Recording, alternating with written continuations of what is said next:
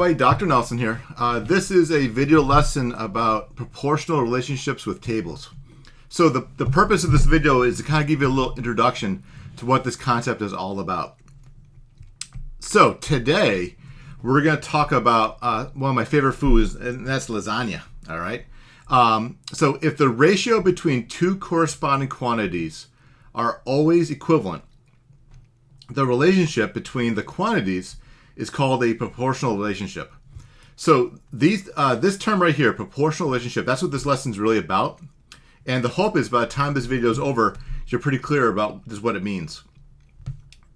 So take a look at this. So here we have, says this table shows the different amounts of cheese cups and servings of lasagna.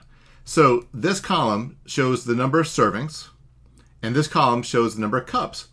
And each one of these makes a ratio, right? So this ratio is 4 to 1. This ratio is 6 to 1.5. And put like little ratio marks on here, right? Here's a ratio of 8 to 2. And now we have fractional ratios. That's fine. 1/2 to 1/8. So what that means is if we want just a half a serving of lasagna, we would need 1/8 of a cup for it to match all these other ratios. So notice that each row of the table shows a ratio of servings of lasagna to cups of cheese that's equivalent to 4 to 1. So every one of these ratios, right, whether it's 4 to 1 or 1 to 1/4, has a ratio of 4 to 1. All right, so every single one is equivalent to 4 to 1. The way I know that, if I do 4 divided by 1, I get 4. If I do 6 divided by 1.5, I get 4. If I do 8 divided by 2, I get 4. But let me show you this one. If I do 1/2 divided by 1/8, so 1/2 divided by 1/8, remember to do that, you have to multiply by the reciprocal. I get 8 over 2, which guess what? Equals 4. And it would be the same for these other two. So all these have an equivalent ratio of 4 to 1.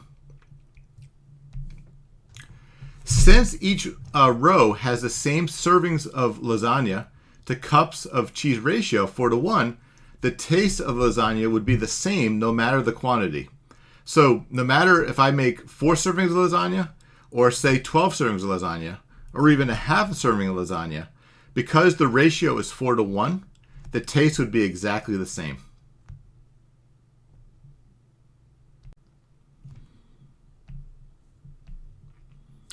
So the table represents a proportional relationship between the number of servings of lasagna and cups of cheese. So the key thing to know about this is why is it a proportional relationship? Again, anytime the ratio is the same, right, for all these comparisons, again, all these was 4 to 1, right? Again, I'm going to write a 4 next to every single one of these. Because the ratio is 4 for every single one of these, that's what makes it a proportional relationship. So knowing that, let's take a look at this problem here. So it says the table shows the different amounts of hot dogs sold and the resulting profits.